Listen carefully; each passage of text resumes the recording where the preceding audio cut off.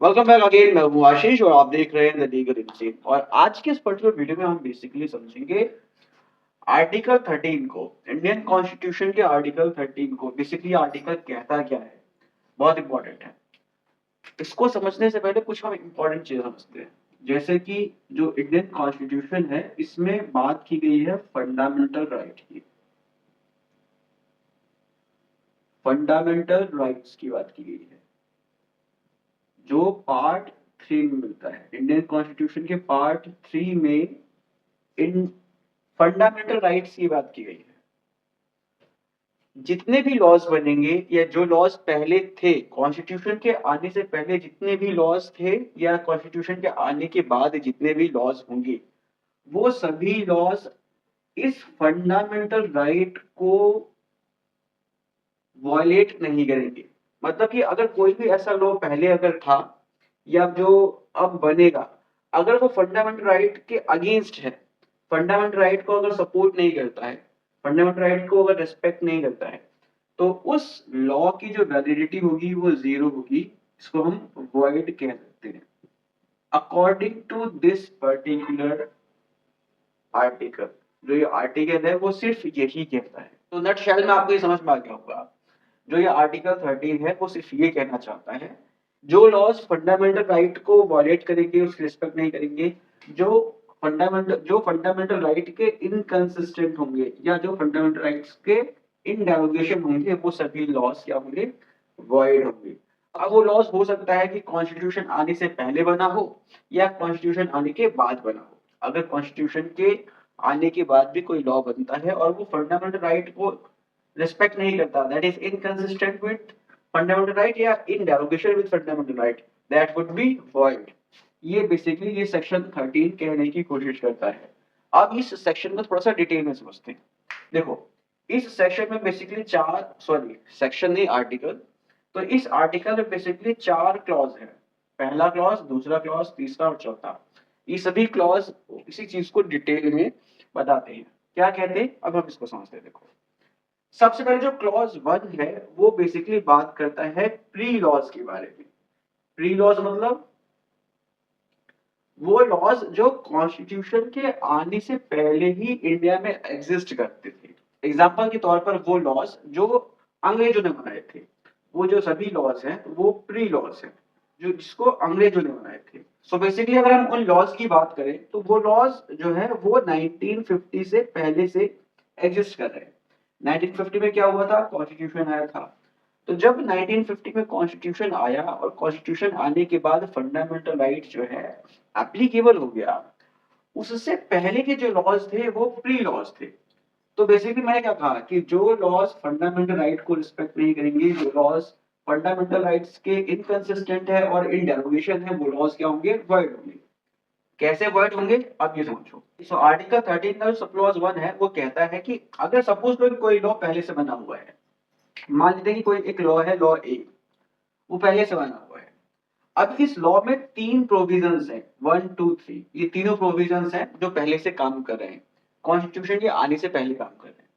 लेकिन 1950 में कॉन्स्टिट्यूशन आया और उस कॉन्स्टिट्यूशन के तहत फंडामेंटल राइट आ गया।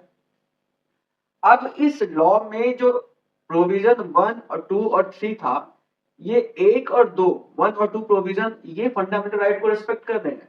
लेकिन जो तीसरा प्रोविजन है वो फंडामेंटल राइट के इनकंसिस्टेंट है और इन डेरोगेशन विद फंडामेंटल राइट है।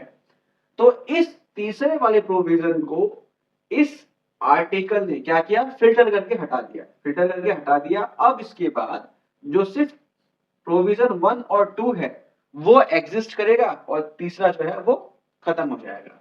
तो मतलब कि जो आर्टिकल 13 है वो एक तरीके से सेपरेशन का काम कर रहा है। इसी को बेसिकली हम बोलते हैं डॉक्ट्रिन ऑफ सेवरेबिलिटी। सेवरेबिलिटी का मतलब यहाँ पर ये हुआ कि जो जो भी लॉज हैं वो आर्टिकल 13 के तहत जो है सेपरेट कर दिए जाएंगे। जो भी ऐसे प्रोविजंस हैं जो कंसिस्टेंट नहीं है फंडामेंटल राइट के, वो क्या हो जाएंगे, वो सेपरेट हो जाएंगे। सो बेसिकली यहाँ पर देखो, जो आपके प्रोविजन 1 2 थे वो कंसिस्टेंट थे, सो वो वैलिड रहेंगे। लेकिन जो प्रोविजन 3 है वो इनकंसिस्टेंट हो गया, तो इसलिए वो बन गया वॉइड। सो बेसिकली इस तरह से आपको समझ में आ रहा होगा कि ये क्या कहना चाहता है। अब इसी तरीके से जो क्लॉज 2 है, क्लॉज 2 कहता है कि भाई देखो 1950 के बाद स्टेट अगर कोई लॉ बनाएगा तो वो फंडामेंटल राइट के इनकंसिस्टेंट नहीं होगा। अगर वो इनकंसिस्टेंट है तो क्या बन जाएगा, वाइड। अगर इनकंसिस्टेंट नहीं है तो वैलिड रहेगा।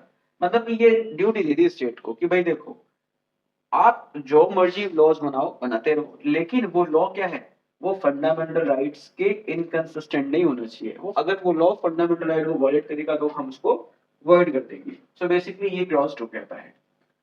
अब जो क्लॉज 3 है ये बेसिकली कहता है कि भाई जो हम किसको लॉ कहेंगे, क्या चीज है जो लॉ की डेफिनेशन में आता है। सो बेसिकली कोई भी ऐसा ऑर्डिनेंस, कोई भी ऑर्डर, कोई भी bylaws, rules, regulations, notification, custom, usages, ये सभी चीजें जो है लॉ की कैटेगरी में आती हैं। हम इन सभी चीजों को लॉ मानेंगे और ये सभी लॉ अगर फंडामेंटल राइट को रिस्पेक्ट करते हैं तो वो वैलिड होंगे। अगर ये लॉज फंडामेंटल राइट के अगेंस्ट जाते हैं, इनकंसिस्टेंट हैं, इन डेरोगेशन विद फंडामेंटल राइट्स हैं, तो वो सभी क्या हो जाएंगे, वॉइड। वॉइड का मतलब हो गया कि उनकी जो है वैलिडिटी खत्म। लेकिन अब यहाँ पर एक चीज और है जो हमको समझना है। क्लॉज 4 बेसिकली कहता है कि ये जो हमने अभी तक पढ़ा, जो हमने ये सब अभी तक समझा, ये सब जो है कॉन्स्टिट्यूशन के अमेंडमेंट में जो है एप्लीकेबल नहीं होगा। कॉन्स्टिट्यूशन का जो अमेंडमेंट है जो हम आर्टिकल 360 में करते हैं उसमें ये सारी चीजें एप्लीकेबल नहीं होंगी। मतलब कि पार्लियामेंट के पास या स्टेट लेजिस्लेशन के पास ये पावर है कि वो इस फंडामेंटल राइट को भी वो अमेंड कर सकते हैं या कुछ ऐसा जो कानून बना सकते हैं अमेंडमेंट के थ्रू। अगर अमेंडमेंट करके जो है फंडामेंटल राइट का जो है वॉल्यूशन हो रहा है या फंडामेंटल राइट की जो है अगेंस्ट कोई चीज लॉ बन रहा है तो वो जो है बेसिकली हो सकता है अमेंडमेंट करके। मतलब कि फंडामेंटल राइट में भी हम अमेंडमेंट कर सकते हैं। ये बेसिकली क्लॉज 4 कहता है। सो यही है बेसिकली आर्टिकल 30 जो बेसिकली बताता है कि कोई भी लॉ ऐसा नहीं बनेगा जो फंडामेंटल राइट के अगेंस्ट जाएगा। अगर कोई भी लॉ फंडामेंटल राइट के अगेंस्ट जाता है तो वो उसको हम वॉइड डिक्लेयर कर देंगे। उम्मीद करता हूँ वीडियो इन्फॉर्मेटिव लगी होगी।